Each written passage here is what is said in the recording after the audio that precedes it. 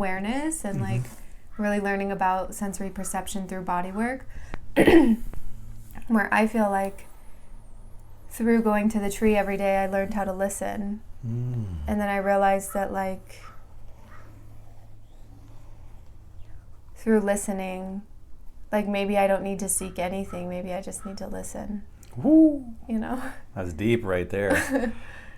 Because seeking is a little tiring, but like to be able to listen to nature and be patient with it, you know? That's what opened my senses. It's speaking of Lao Tzu quotes, in nature, you know, nothing is ever forced or strained, yet everything is accomplished. You know? Yeah. And I feel like there's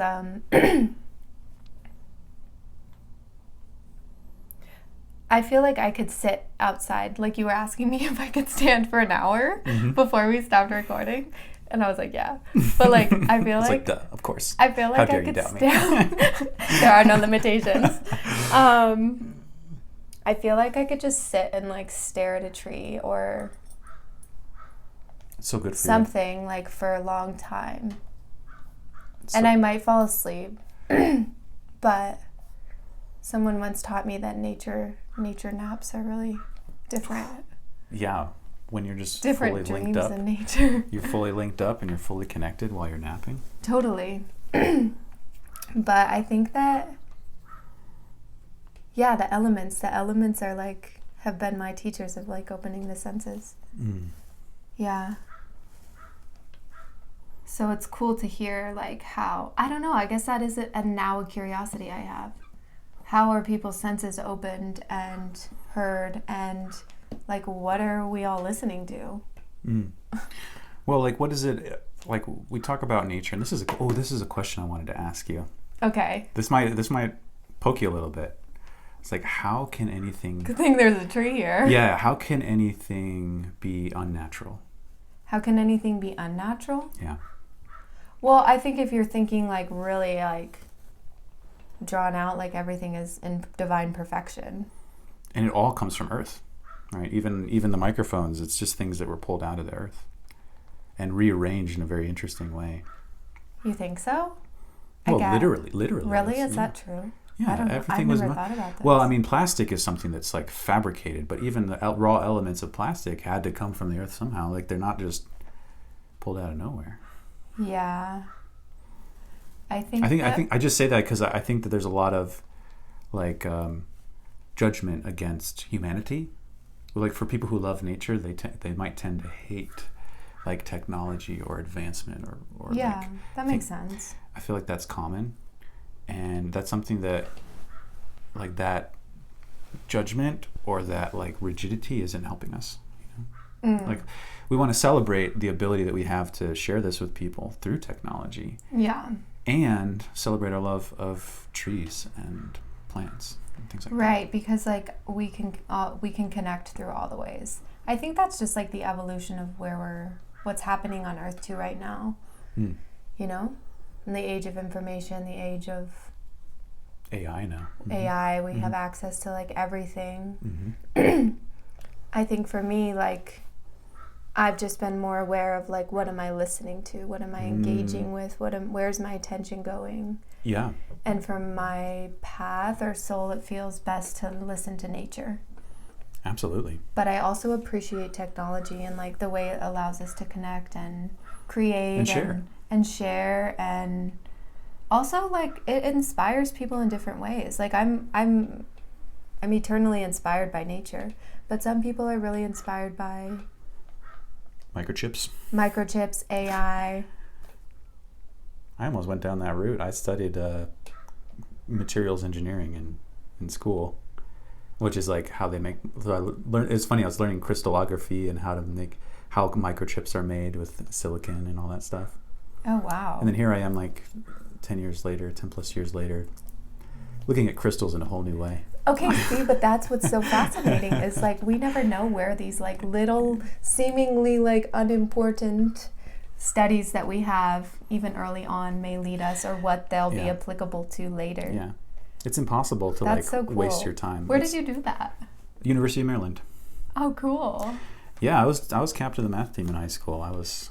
You were? Yeah. Were you on DECA? I don't know what that is. Oh. I grew up in the East Coast. We might not have had that. Captain of the math team. Wow. I mean, that's amazing. Yeah, so I was like on track to study engineering, and I did. I got scholarships, and I was spent a couple of years doing engineering classes, and then had an big awakening, and I was like, "Fuck, I can't even." When you were 16? No, this is after this. This is in college. So I was like 20 years old. Oh wow. I studied abroad in Costa Rica, and What? And basically just took a break from engineering classes. And when I got back, I was like, I can't even do this anymore. Huh. Wow. What was it about Costa Rica? Mostly, and I feel like this is so important. Like, it's so important to break your habits, you know, to break out of your pattern sometimes. Like, people talk about good habits, but I think the true way, like, nature doesn't have habits. Nature is just in a spontaneous creative moment continuously, you know, constantly evolving, constantly responding to what's going on right around it. It doesn't have rules for its behavior. I mean, it has structures within its makeup of how energy is going to flow and things like that, like physical laws. But its consciousness isn't thinking about like, okay, it's this time of day, so I'm going to eat this thing now. Right. So I was just on a track of just being like, okay, I'm smart, I'm good at math, and my dad was an engineer, and my brother's in engineering school, so I guess I'll just be an engineer. I hadn't given it much more thought than that, and so I was just on this track, and then Costa Rica was just basically just time for me to spend connecting with myself outside of those influences, and be like, okay, yeah, I can do it, but do I want to do it? You know, is that something that really lights me up and inspires me? And I was like, oh, turns out definitely not. Wow, really? You know, I still have that brain, obviously, but it's like... You for sure does. But I came back, and then I was originally going to drop out, but I decided to appease my parents. I finished up with a degree in psychology, and I got a job at a restaurant frying fish. So going from like synthesizing carbon nanotubes to like frying salmon is a journey. Whoa. But it was like, at that point, the story was like about health, and like, what is health really all about, and what's going on with health. Huh. And I started doing meditation and everything. So, but it was really about breaking the pattern. So I'm all about that. That's why, like, it's just my personality too. I don't do well with routines and stuff like that. I just do my thing. And seeking to live every moment like it's the first and the last. Look how beautiful this tree is already. I really love that. I see that in you too. Like, you're really like... I could understand that brain of yours from like where you developed that. Not having enough rocks out there. The wind is taking care of it. It's all blowing it away. That's okay. Yeah, so it's kind of like that Zen thing. Your brain is very like ordered. Like, I feel like you can understand a lot of like very complex things. I would never even try to go there. You know what I mean? Like with math, and like it makes me think of like Fibonacci, or like all of these like ancient or sort of like mystical designs or textures or understandings of like the nature of reality. Yeah. Like it feels like you just know that. Yeah, well, you're talking about past lives. It's handy to have. It's funny. My mom shared this story with me recently. I have an older brother. When she was pregnant with my brother, she was like, okay, she was praying. I was like, I really want him to be smart, but not too smart, you know, with my older brother, you know, because if you're too smart, you get crazy. But with me, she forgot to do that prayer. If you're too smart, you get crazy. So I ended up a little too smart, and too smart for my own good. Oh, no, but the world needs it. You see. Well, it's just intelligence is highly correlative with mental health issues. But that's been fun. It's been fun to work through that, and a lot to overcome. So yeah, my journey now is really more about accessing the heart, and like the mind stuff comes naturally. I will go get our thing, yeah. If you want. We'll just play a gamble. Yeah. Let's see if they're still there by the time we're... If not, the neighbor needed something beautiful in their life today. Clearly. We'll just make another one. Yeah. Yeah. So what about you? So what's so you went to school in Washington. Mm-hmm. You studied dreams. Mm-hmm. What inspired that? What inspired you to look at the dream time? I like slept a lot when I was a child. Did you? Oh yeah. Like I could go to sleep anywhere. Really? If we went like to dinner or anywhere in public, I would just fall asleep. So you're just really in tune with that world. That's something you're so... fall asleep on my mom's lap, like everywhere. Just go dream. You're just meant to be in the ethers. In the dream time. Yeah. So I think that... But then I had a dream when I was like 13 or 14. That really like shook my whole world. Really? Yeah. Is that something you want to share or? No. Okay. But glad I asked. It really opened a lot for me. It's interesting because if you go into like the ancient times, like they would discuss, like there would be a council in the morning for like something like that probably, right? Mm-hmm. Like someone you could go to tell that about. Yeah. But I just held it in because I didn't know who to tell for many years. And then it guided my life really because I was so curious like how something like that could happen. Well, can I ask you just a really basic question? Mm-hmm. Like, what is the point of dreaming? Like, what's that all about? Well, I have no idea. But what's your sense? I don't know. I appreciate the honesty. It's a big question. I'm like, I don't know what any of this is about. As someone who has spent time with dreaming, I haven't spent a lot of time with... I mean, I had a phase where I was getting into lucid dreaming and I dream journals and stuff like that. But I haven't spent a lot of time with it. Yeah. I'd be curious, like, what's your thoughts? Well, I think that...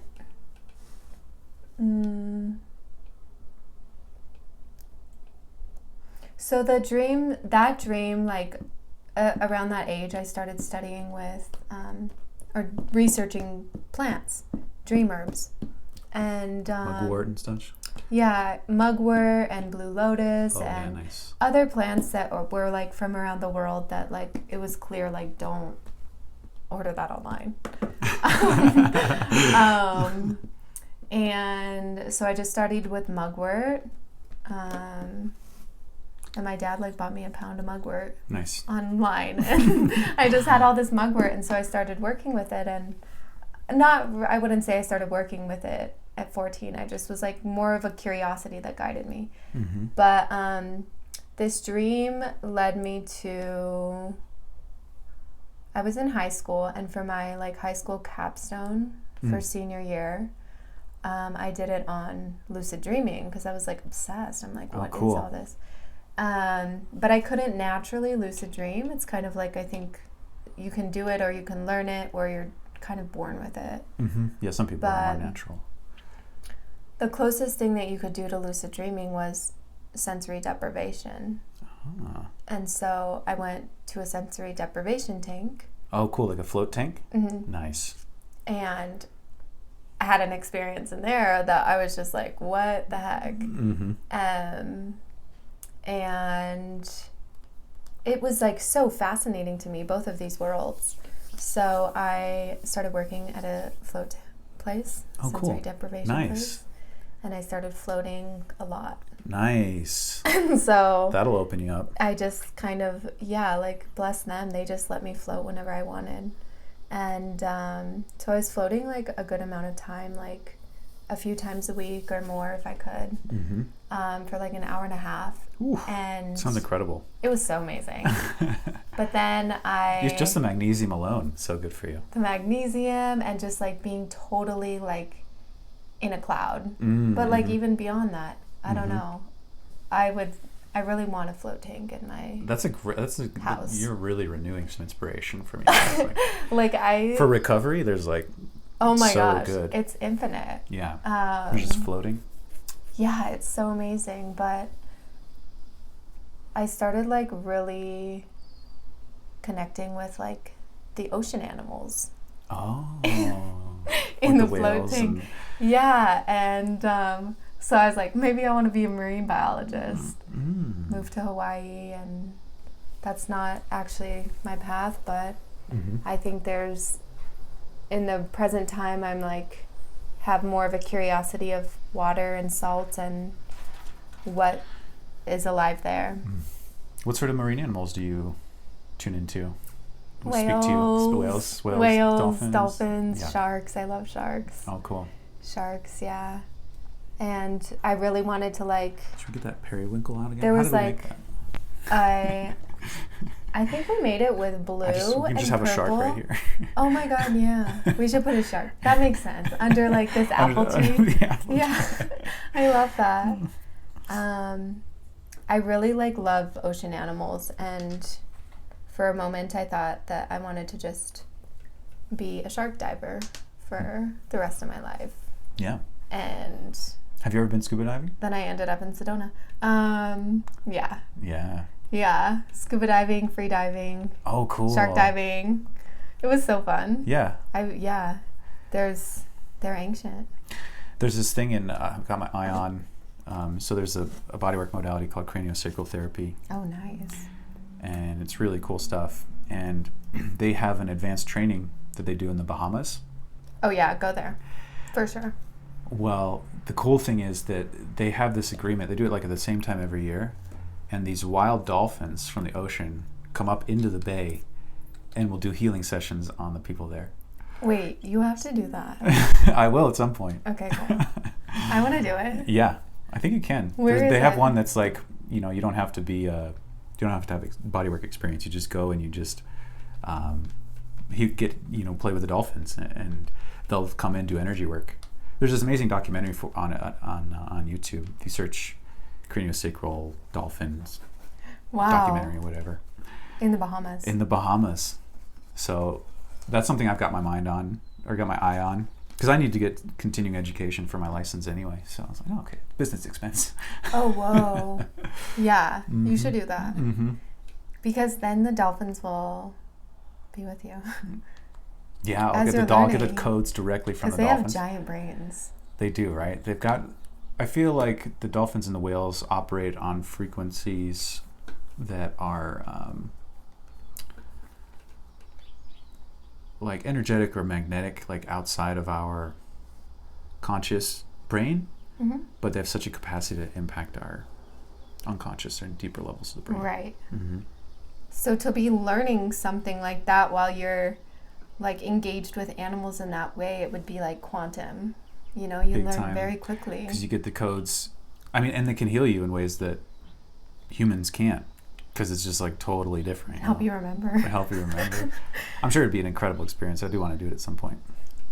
I am really excited about that. I should start a GoFundMe. If you guys want to support you guys, yeah. GoFundMe. Because afterwards... Yeah, it'll take my things to the next. I'll give you, if you make a donation, you get a free session kind of thing. Yeah, there's a link below. A donation over $111.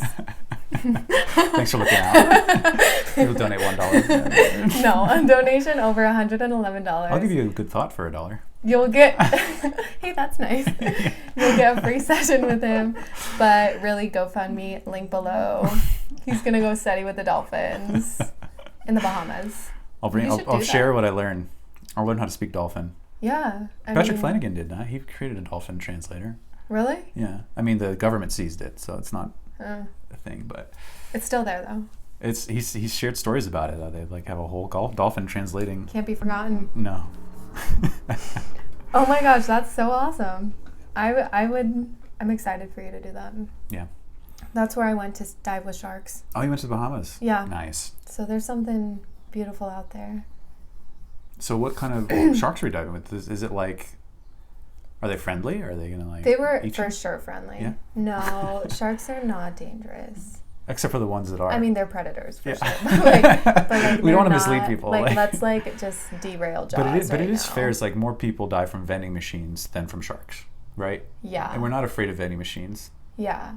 But that is a real statistic. There is a serious collective fear of sharks that is just not real. Not founded. No, it's not in truth at all. Mm. And so what I is was, the truth? Tell us the truth about really sharks. passionate about that. So I was like, I'm going to go to Hawaii and be a shark advocate and researcher. But it's just not true. Like, sharks are they're predators. Like, don't stick your arm out. Common sense. But also, like, they're ancient beings, you know? They've been alive through 4 mass extinctions. Wow. 4 mass extinctions on Earth. That's a lot of years. That's a lot of years. And so they've seen like so resiliency. many Earth changes. And even if there's a mass extinction again, sharks will probably they've proven epic resilience. Yeah. And there's a fear of them that is not real. And I would invite anyone who watches this or hears this to just maybe let that fear go. Because and just go in the ocean, get a nice bloody steak, or even just cut your own arm. Just play with the sharks. like, it's not they're Just kidding. Do not do that. They're predators. I'm not recommending that you do that, by the way. Yeah, this is not medical advice. This is not medical advice. None of this. This is gluten-free. Yeah. Time with the sharks gluten-free. Not organic, for sure. Definitely not grass-fed. No. I still advocate for sharks as much as I can. No, that's eliminating, because I think we have a rational fear. It's the thing like snakes too. Like, a lot of people have a fear of snakes as well, but they're just beautiful, divine creatures. The problem with sharks, though, is that there's this whole industry now around shark finning and killing sharks because of this fear that's not in truth, in the collective, that sharks are dangerous or bad. It's not real. Is that the thing where they like cut off the fin because it's an aphrodisiac or something? Is that like... They do that, but they justify it through these other ways. Based on the belief that's in the collective that's not true. You tell anyone it's good to have an aphrodisiac and they'll just go and get it. I know. It's crazy. Like, I went really deep into it, but had to let it go, give it to God, you know? Yeah, maybe we'll come back. And move to Sedona. Yeah. But I love sharks, and I could talk about them for like a whole podcast. Great. This could be the shark theme. Shark. The shark under the apple tree. The shark under the apple tree. Like Grimace. It's like very Grimace Okay, but vibes. wait. So that's sort of my story, but also like the things that you know about the mind are like your like expertise or sort of mastery almost around the mind. Like, that's fascinating. I feel like you should talk about that. Okay. What do we want to talk about the mind? Like, how did you get... Do you think that your background in math and in school and in martial arts training, like, has allowed you to have, like, a really precise and clear mind? Because almost, like, I feel like on Earth right now, to have, like, a sharp, clear, precise, focused, concentrated, clear mind is actually like a superpower, you know? That's cool. And because it's, I mean, I'm going to be really honest, but it seems like far to come by almost to like have a really clear mind, just because there's so much happening collectively, or like just so much noise everywhere that is distorting to the clarity and precision of like someone's mind. What you're saying is really impacting me, because in my sort of inner critic, I spend a lot of time being like, okay, I'm not in my heart enough, right? Right. And in Sedona, it's a thing that we get conditioned with as well. And so to have someone be like, oh, actually, you know, you got a lot going for you with this whole mind thing. I was like, oh yeah, I should have some gratitude for that. And, you know, props to my parents for, like, you know, of course there's just luck of the draw, just genetics and just, you know, being born with that kind of mind. But then they really supported it. Like, you know, I could share with you, my mom's a teacher, and so she was very on top of, like, making me a good student. You know? Nice. You know? Totally. And so from an early age, I was like, you know, she had me reading really young and doing all this stuff, and they were really on top of making sure that I was in good schools and supported academically. And, you know, they moved to a place where there's some of the, you know, the best public schools and all that kind of stuff. So there's like a lot that I owe to my parents to be able to support that development. Because you can have, I think this is a quote from Ronaldo. It It's like you can have great talent, but if you don't work on it, it's pointless, right? So, a lot was just going through school and being in, getting good training there as a foundation. But it eventually, like you said, intelligence and mind alone, like if mind is divorced from heart, if mind is divorced from sensitivity and compassion and emotionality, then it can very much go to like narcissistic, sociopathic realms of just, and we might know these people too who are just super smart and they use it to like manipulate or control or make other people feel bad. And so I definitely had that potential and moments of being too smart for my own good or being a smart ass or whatever. But I think the reason that I was drawn so much to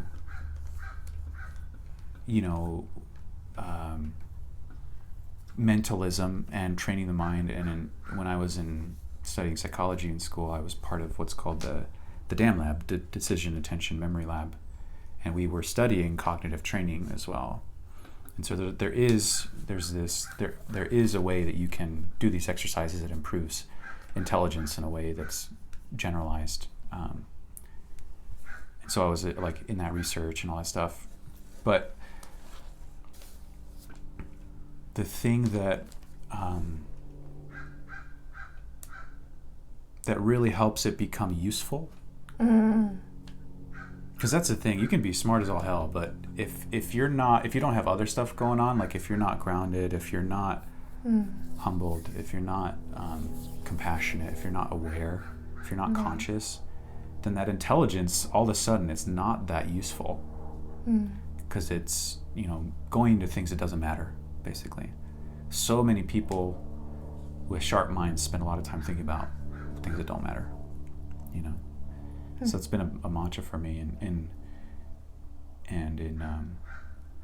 one of the gifts of meditation is that when you spend time in stillness and spend time in this beautiful space of not being attached to thoughts, just letting thoughts come and letting thoughts go, you get to see how the thoughts are affecting you. Right. Because you can have a thought and it can be uplifting, or it can be expansive, it can be inspiring, it can move you forward, or you can have a thought and it'll be debilitating, it'll slow you down, it'll weigh you down. Right. And then just with practice and with time of just sitting with your mind, and meditation is literally the best way to do that. Right. Like long bouts of meditation, especially because you get deeper and deeper.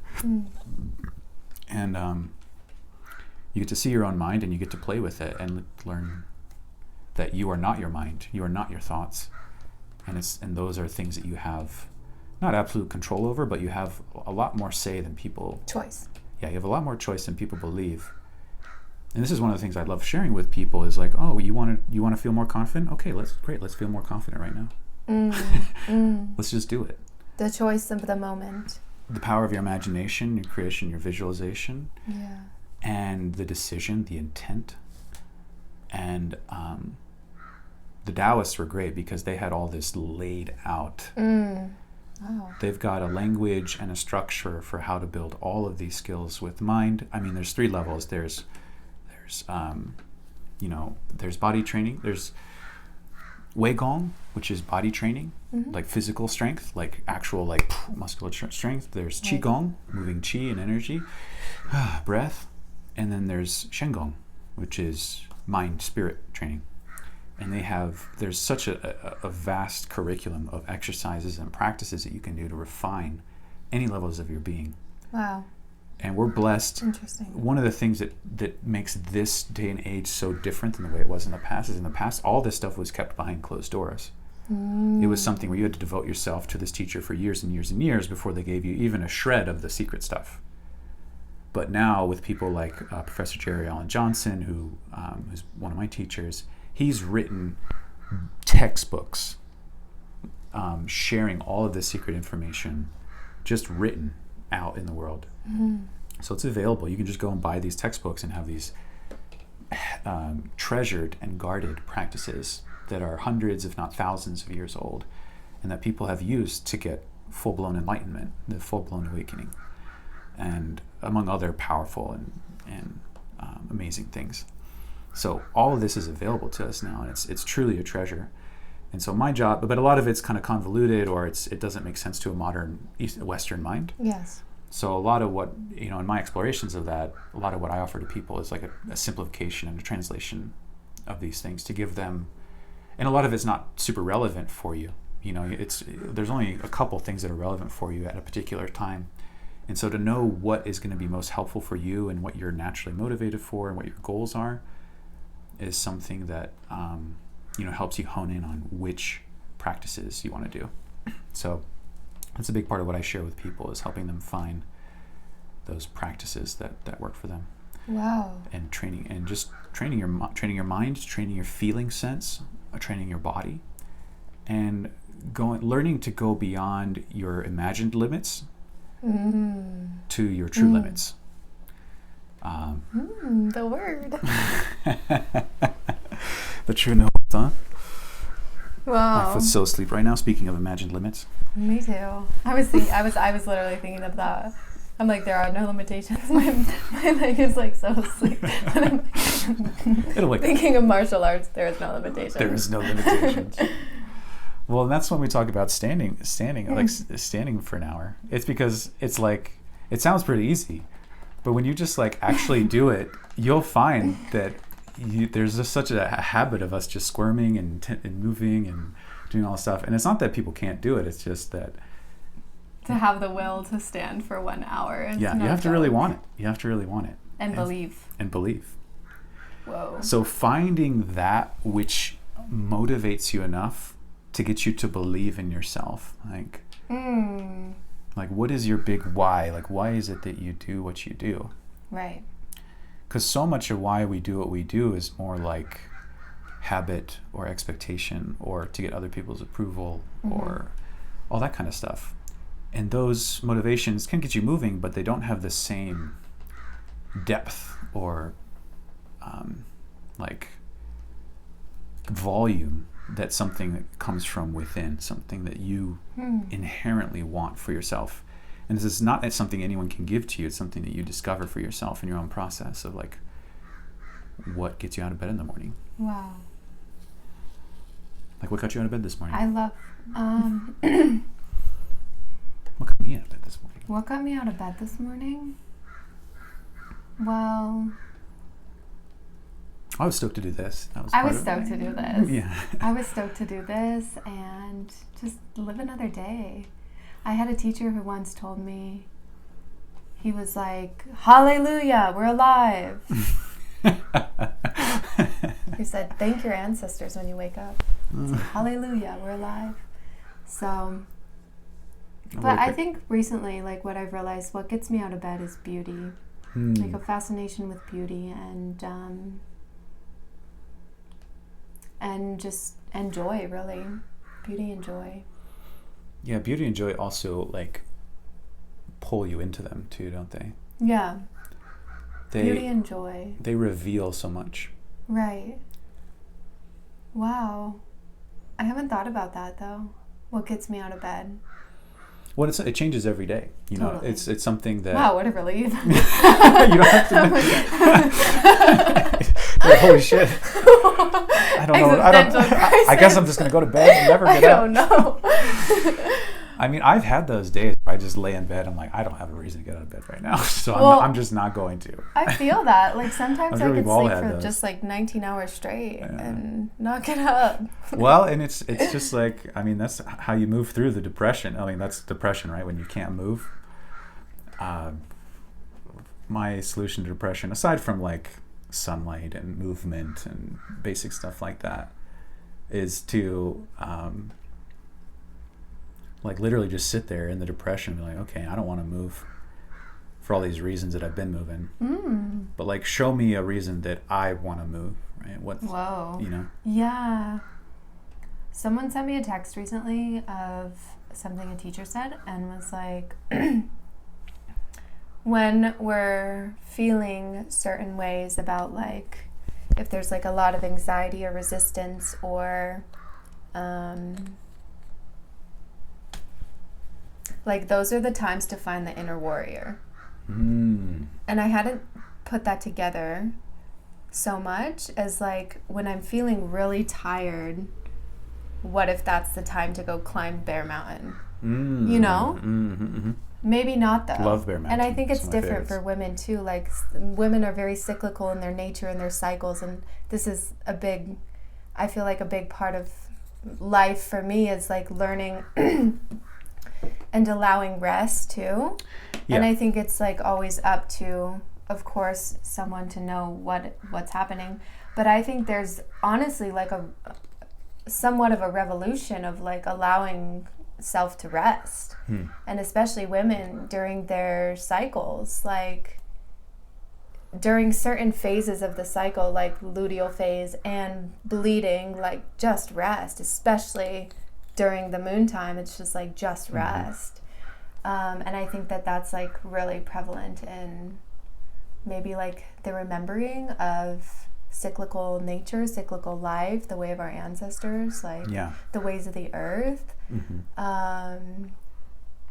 So I think in the last like couple years I've rested so much, but it feels like almost I'm resting for like all of those who came before me who didn't have the freedom to rest when they just wanted to rest. Well, and when you slow down like that, you can start to see more clearly. Yeah. Because you step out of autopilot mode. Right. There's so many forces at work. You know, even if we don't consciously buy into it, there is a field that we live in, whether it's in Sedona, whether it's in the United States, for instance, United States program, like American Dream, like get up and fucking hustle, grind. See, I cannot hustle or grind. But that's a program that's putting pressure on us. Right, exactly. Subconsciously. Very subconsciously. And, you know, even even myself, someone who's like worked with that extensively, I still see it cropping up every now and again as something that's like in my field driving my actions. Right. Rather than me just coming from a truer sense or more innocent, childlike wonder or motivation. Check out this color I made. I love that color. Wow. It's very matte. Like it looks like incredible. A lipstick color. Yeah, it's a total lipstick color. I feel like I'm at MAC right now. Kiss? Yeah. I'm not gonna... Is this not toxic. Gluten-free. Gluten-free lipstick? You should register this with MAC lipstick. Their new color. This is the new color. Look how great that is. It's a great color. The other thing too is like allowing the self to rest, right? Because there's a lot of guilt that can come from letting yourself rest, you know? Yeah. Like, and just like totally dismantling that program of like, it's okay to rest. Yeah. And like, there's like one of my main teachers her name is Sanea Roman, and she's not alive anymore, but she's like, she beautifully puts like how important it is to just have time doing nothing, to find inspiration, to find the visualization of whatever it is you're trying to create, and know that like there's actually no limitation like on whatever we can create or whatever it is, but like the infinite is really possible, especially in those times where we like allow just rest and whatever it is. I'm gonna send you her work. I would love to receive it. I listen to it every day. She's like, bless her soul. I wish she was alive.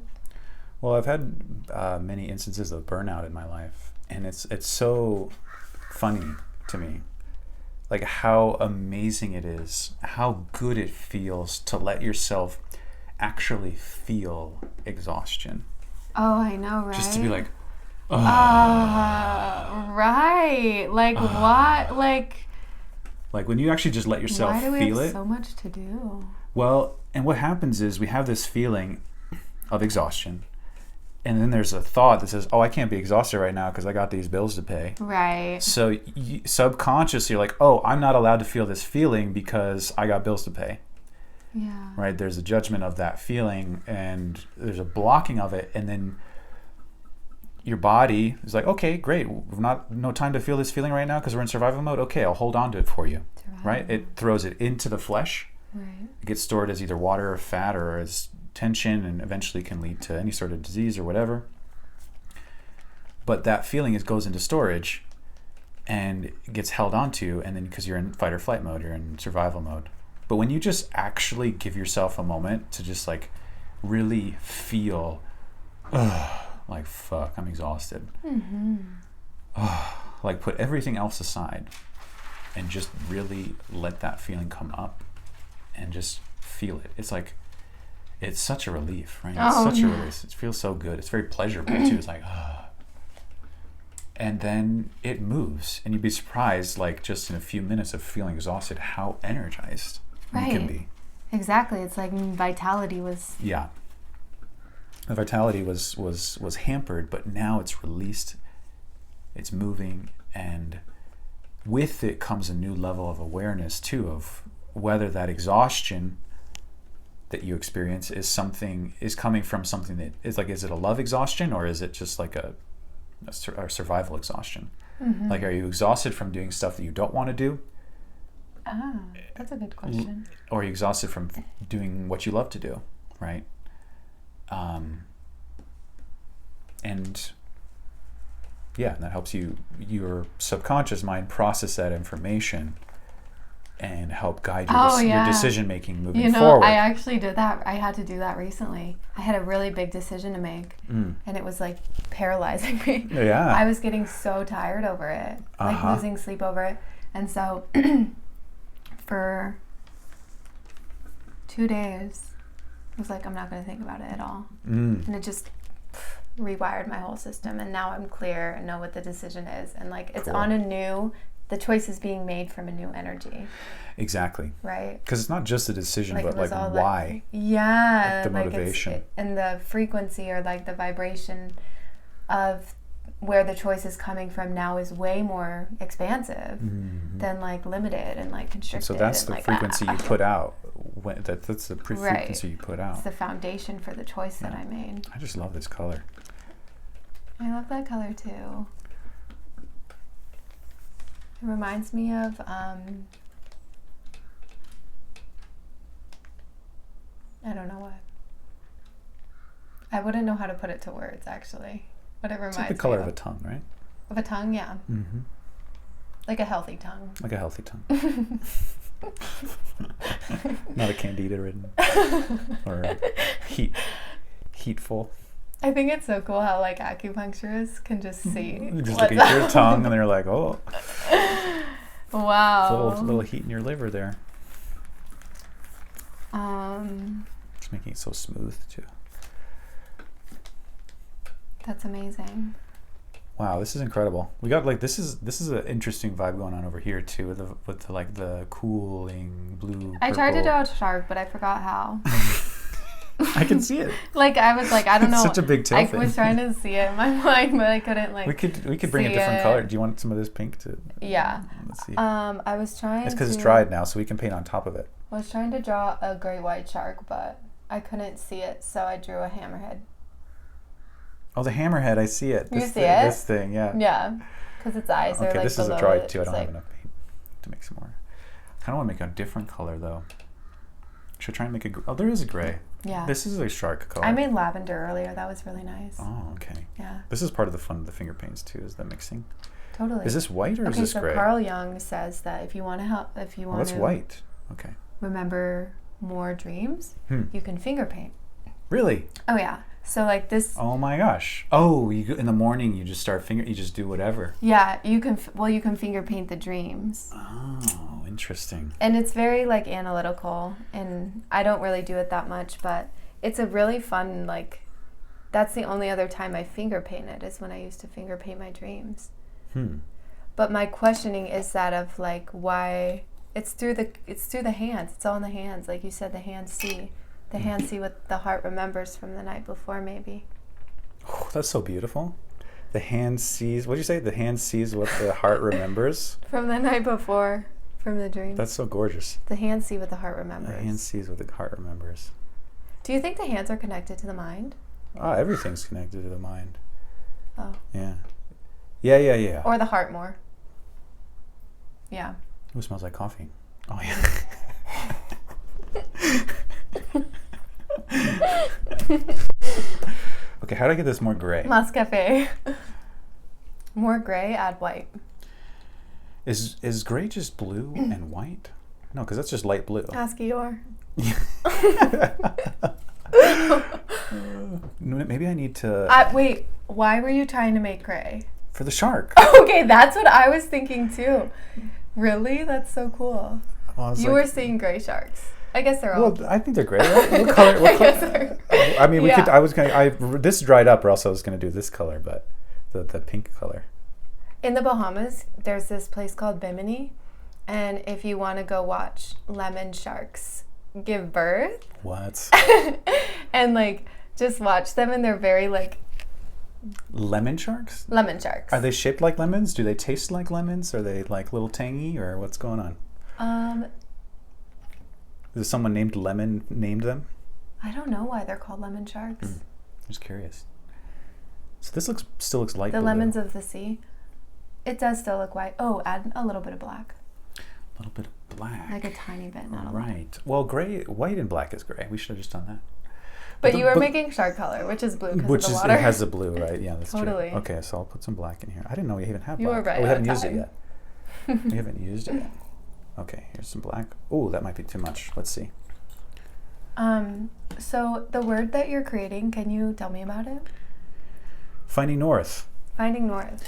This is important. It was just a feeling I had of like a frustration with feeling like I get sidetracked or feeling like there's some kind of judgment in, because I like to do a bunch of different things and I do a lot of exploration, kind of like far and wide, Renaissance-y kind of vibes. Wow, Renaissance-y kind of vibes. You know. Yeah. And I need more white. Okay. And I found I was like judging myself for, you know, seeing some things as more important than other things and wanting to relieve myself of that pressure and that judgment and understand how perfect everything is in its context of the whole life. You know, we got to go through what we got to go through. And so it's like sometimes we go through stuff just to help discover a little bit of who we are. By like what we're not, you know, we got into it to, you know, to discover what we're not, and that gets us a little bit closer to who we really are. Interesting. And that goes to relationships, it goes to jobs, it belief goes to systems, belief systems. Yeah, like you play around with, like I played a lot with fire path Taoism, just to discover that, oh, I'm more like a water path that's more suited to my personality. Oh, interesting, really? You know? Huh. And you know, I had this dream of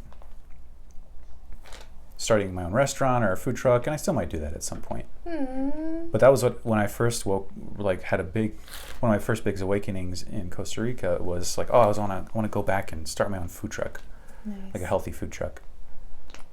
And that was driving me for a while. Oh, you risked you covered up the shark. I've got to draw. I just made this beautiful shark color. I felt like, I thought you were gonna draw it on there. Oh, I could do that. I suppose I could do that. I thought it Let was me think about how to draw like a shark. some really orange coral reefs. Love it. Love it. Beneath the apple tree. Okay. I can't really do sharp lines with. Like, now the shark is swimming towards the coral. Do you want to know what's interesting about hammerhead sharks in Costa Rica? I do want to. That's where they migrate to. Really? Oh, yeah. So you could go to Costa Rica and watch all the hammerhead sharks swim around there and then eat at your food truck. Well, the reason I shared that is because it's like I realized that that's not like that's in me finding North. It was like, oh, really? It wasn't about the food truck as much as just sharing with people, you know?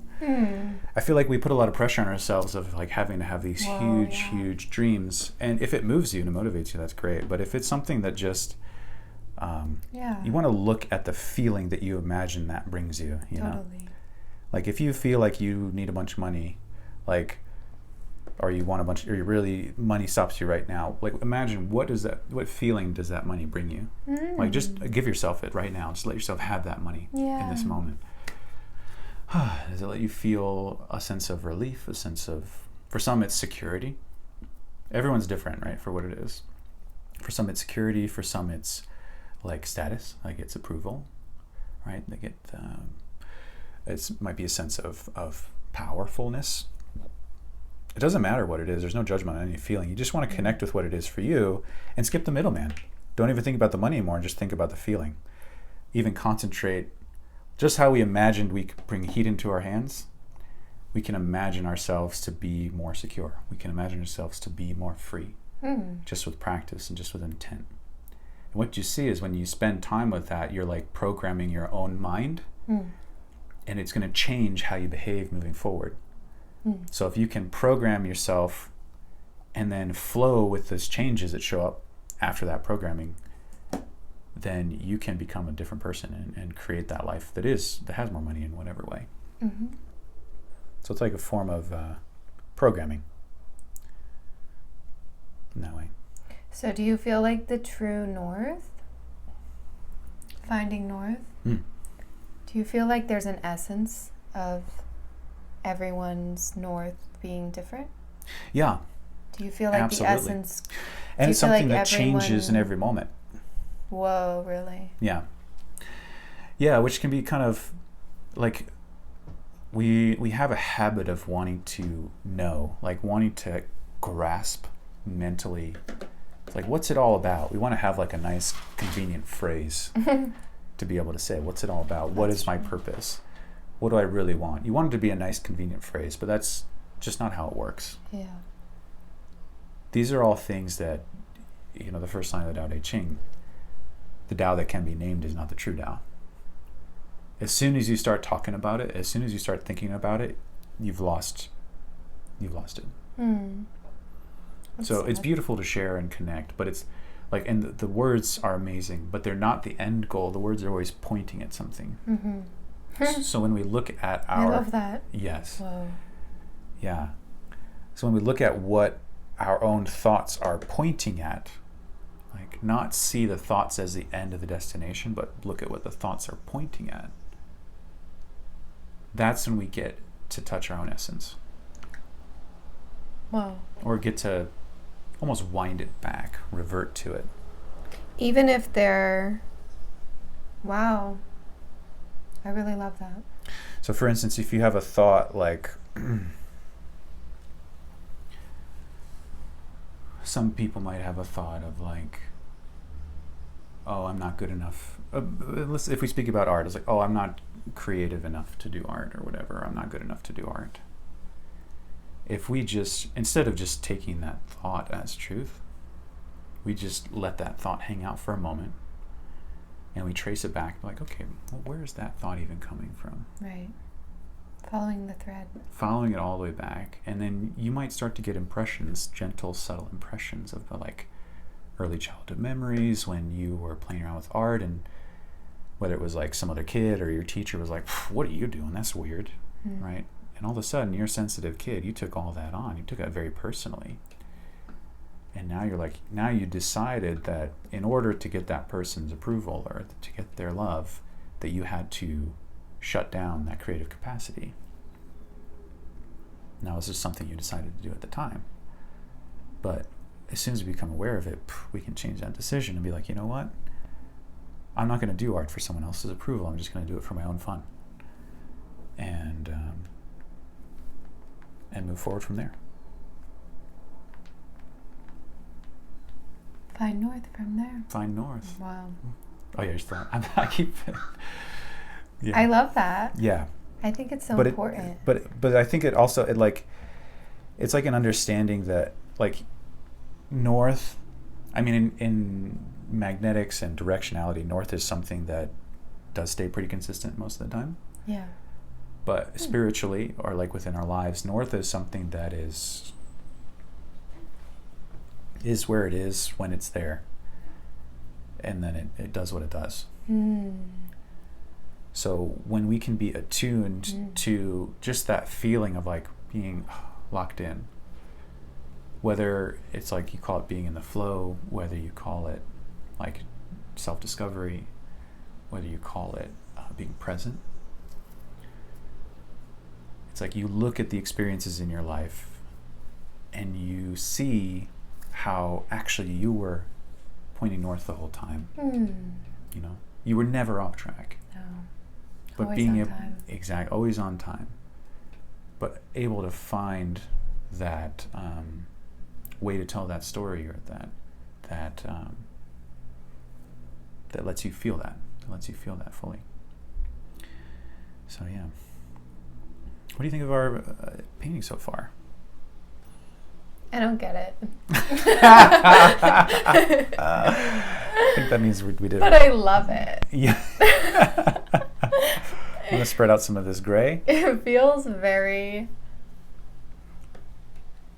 That's so great. It feels like multiple things happening. I tried to paint a coral There reef. usually isn't a shark next to an apple tree in a gray vortex. In a gray vortex, yeah. On pink MAC lipstick. Yeah. So for our second episode here, do we have any closing thoughts? Maybe something about North.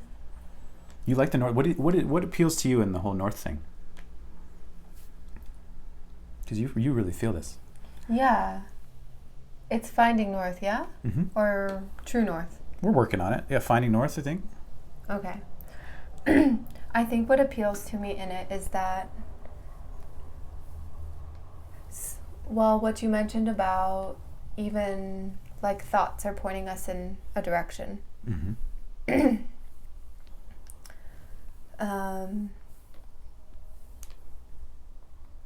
What it feels like to me is North is, you have the ability to anchor one in to even that awareness of what North might be, which is already guiding someone on a path of their heart, right?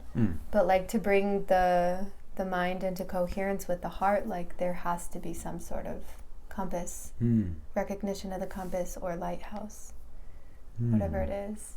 I see North as a lighthouse, but yeah, because a lot of it is getting the heart and the mind on the same page. Right, exactly, because the heart knows, but I if guess it's fighting the mind. I guess, yeah, what I'm learning in the last year at least is if the mind is not in,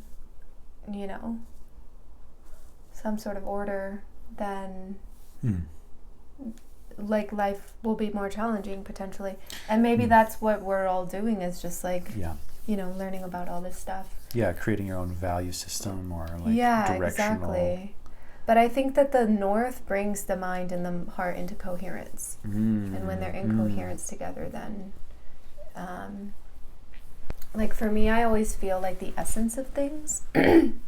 So it's North feels like the essence or the direction, the knowing that the essence is the guide, and that the essence is always there.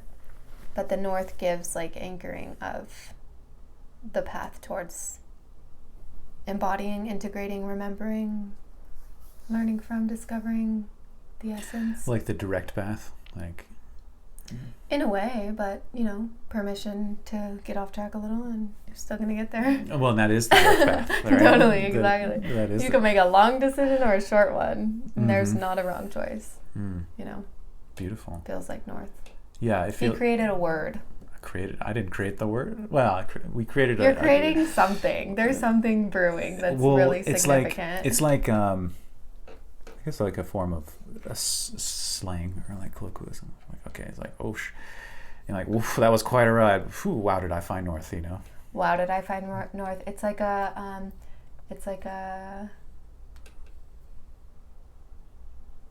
whole. It's an essence.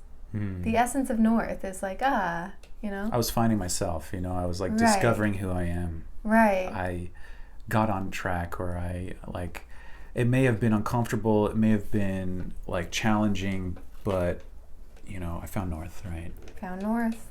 Or if you're lost, right? You're I don't know what I'm doing, but I'm finding North, I'm finding North, and when you're doing that, you're already connecting with that part of you that knows what that is, because you knew before you came here. Mm. So you're connecting with remembrance, you're tuning, you're tapping into your higher self too. Yeah. So it's like automatically is a guide. I think that's why I love it so much. It just makes sense. Well said. Well, I feel like that's a place to kind of end our second one. We'll just show the folks what we've been working on. This beautiful work of art. Trees and sharks. Trees and sharks. We'll do another little smile for the camera.